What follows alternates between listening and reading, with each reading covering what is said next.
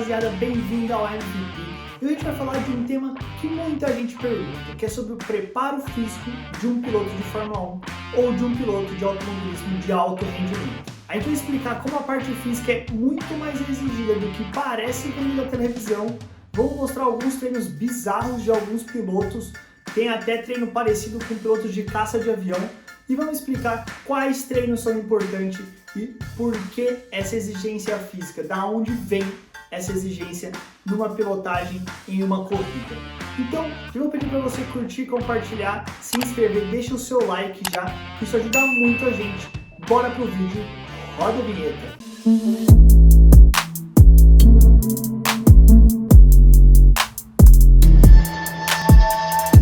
E para começar, a gente vai explicar o que um piloto de Fórmula 1 é exigido durante uma corrida, o que acontece no cockpit e o que acontece com o seu corpo. O piloto corre normalmente em uma velocidade próxima a 300 por hora e como não é normal ter a vida a 300 por hora, o corpo humano acaba entendendo que é uma situação de risco. Então ele coloca o corpo sob tensão. Então você fica com os seus batimentos acelerados, sua adrenalina vai lá em cima e com isso cai o seu nível de atenção. Então é importante o piloto saber conduzir bem isso para que, mesmo com a adrenalina alta, ele consiga ter uma atenção especial para as voltas, para as curvas e para as ultrapassagens. Outro problema é que lá dentro do cockpit é muito quente. Tem corridas que chega a ser mais de 50 graus Celsius. Então imagina o calor que não é ali dentro por 2 horas. Isso faz com que o piloto fique muito desgastado, podendo perder inclusive até 4 quilos durante uma corrida de 2 horas. E lembrando que quando o seu corpo aquece, os seus batimentos cardíacos sobem, sua pressão arterial sobe, então você se cansa mais rápido, a fadiga vem mais rápido. Alguns estudos mostram, inclusive, que um piloto passa a sua corrida aí mais ou menos na casa dos 170 batimentos por minuto, o que é muito alto, o que são batimentos muito parecidos em número com o que um atleta de atletismo, por exemplo, que corre quando está no seu auge da corrida ali, tem mais ou menos isso, 170 batimentos por minuto, então é bem alto, então você precisa estar bem fisicamente para isso. Além da sua contração isomérica por 2 horas, você fica 2 horas contraído naquela posição de pilotagem que não é nada confortável. E também temos a força G, que pode fazer com que em algumas determinadas curvas tenha mais de 30 quilos fazendo força sobre o pescoço do piloto. Então aí a gente já viu que são diferentes fatores físicos que exigem um piloto de Fórmula 1 durante uma corrida. Então ele precisa estar preparado para todos esses fatores e muito bem preparado. Porque vamos lembrar, ele precisa estar muito acima do que ele precisa. Por quê? Porque, por exemplo, no futebol, você cansou, você está com dor na perna, deu cãibra, você pede substituição. A mesma coisa no basquete, no vôlei, até no tênis você pode abrir mão de uma partida. Porém, em um carro de Fórmula 1, você não pode ter uma cãibra, você não pode ter uma queda de pressão, você não pode passar mal. Por quê? Porque você corre risco de ter um grave acidente, colocando sua vida em risco. Você pode ter um acidente, danificar muito o carro, você pode perder uma corrida. Então, é muito sério se você tiver algum problema. Então, o que acontece? Você tem que estar acima, muito acima. Você tem que terminar uma corrida bem, sem estar cansado e sem estar mal. Até porque, vamos lembrar, quando o cansaço vem, as decisões mentais acabam sendo prejudicadas. Então, no futebol você erra um chute, no basquete você erra uma cesta, mas na Fórmula 1 você não pode errar uma curva, que você pode sofrer um acidente.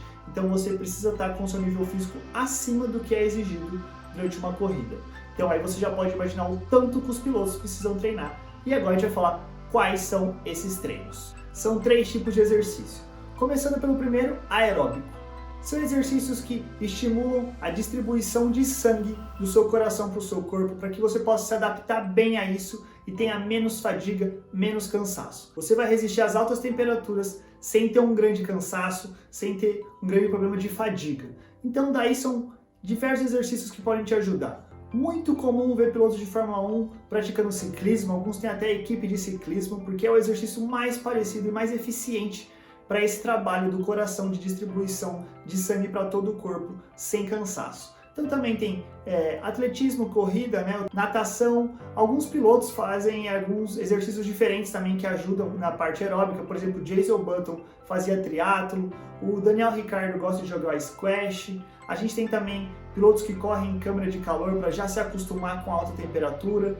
Então aí são diversos exercícios aeróbicos para essa importante função de suportar o calor por 2 horas ali dentro do cockpit. Lembrando que um piloto que não tem um bom preparo e que apresenta essa fadiga durante uma corrida pode até ter problemas de confusão mental e dificuldade de movimentação dos membros. Então é muito importante ele estar super bem preparado para a sua própria segurança. Segundo tipo de exercício, temos neuromusculares. São exercícios musculares feitos no mesmo padrão, no mesmo movimento que eles fazem na corrida, para que você acostume com esse movimento e acostume os seus músculos a esse movimento. Então, os pilotos têm bastante exercícios, por exemplo, no antebraço e nas mãos, com relação ao volante, né? Porque eles viram o volante mais de centenas de vezes por uma corrida. E falar pra você que eu correndo meia hora de kart já fiquei com muita dor na mão e muita dor no antebraço.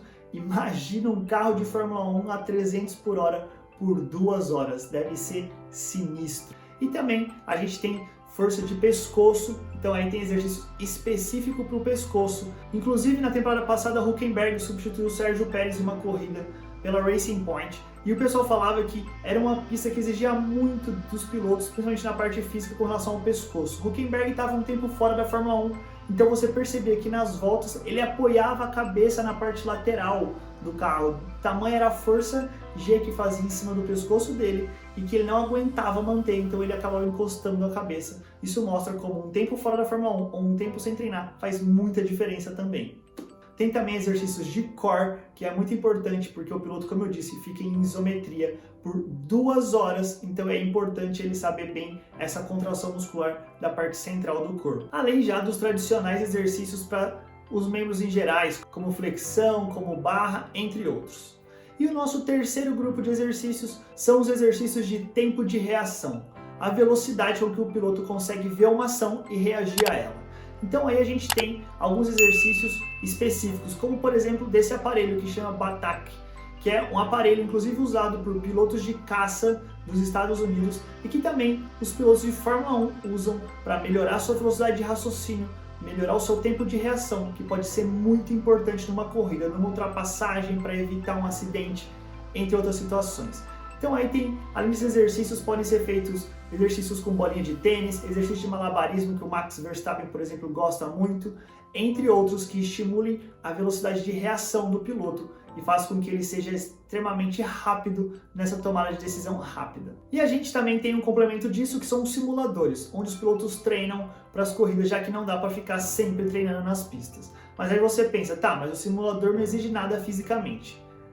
Não exigia, porque Schumacher e a Ferrari desenvolveram um simulador onde eles conseguem colocar peso no capacete e esses pesos, essas cargas presas ao capacete fazem com que quando você executa uma curva, a força G daquela curva seja exercida por essa carga.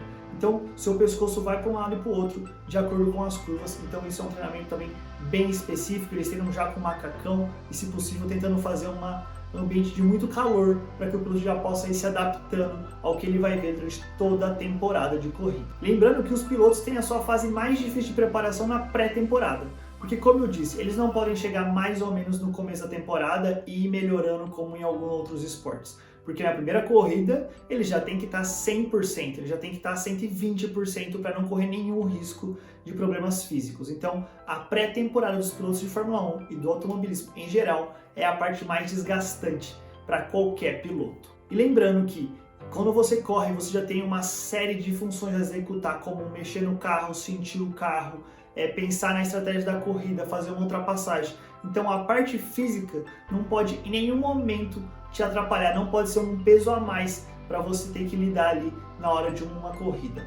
Então é um mínimo você estar super bem fisicamente. Então aí a gente pode mostrar como os pilotos de Fórmula 1 são sim atletas e como eles gastam muita energia, como eles exigem muito do corpo durante uma corrida e como eles precisam fazer diversos exercícios de preparação para conseguir estar bem para a temporada. Inclusive, a gente viu uma entrevista do brasileiro Felipe Nasser, em que ele fala, quando ele corria na Fórmula 2, que ele fazia 4 treinos por semana, de 1h30 de manhã e 1h30 à tarde, fora os simuladores. Então, realmente, é uma rotina de atleta. Bom, esses foram alguns exercícios e que tipo de exercícios e que tipo de exigências que os pilotos de Fórmula 1 e do automobilismo em geral têm. Então, comenta aqui embaixo pra gente qual o mais bizarro desses exercícios que você achou que aparentemente não tinha nada a ver, mas que pode ajudar na Fórmula 1. Curte, compartilha, comenta, que isso ajuda muito a gente a crescer cada vez mais no canal e trazer conteúdo como esse. Valeu, tamo junto, até a próxima, falou!